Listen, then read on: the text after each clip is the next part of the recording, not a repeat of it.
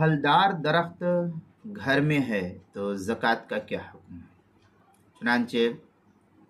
اگر کسی کے گھر میں پھلدار درخت ہے، مثلا آم وغیرہ ہے،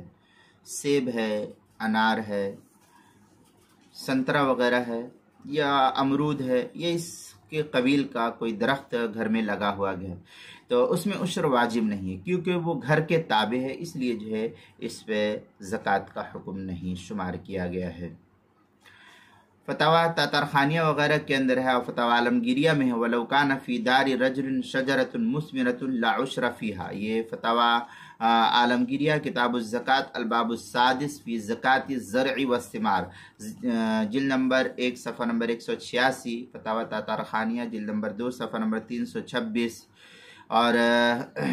النصاب لوجوب العشر کے تحت جو اس کو نقل کیا ہے۔ اسی طریقے سے زکوٰۃ کے مسائل کا انسائکلوپیڈیا جلد نمبر حروف تہجی پا، عنوان ہے پھلدار درخت گھر میں، صفحہ نمبر 107 پر جو ہے نقل کیا گیا ہے۔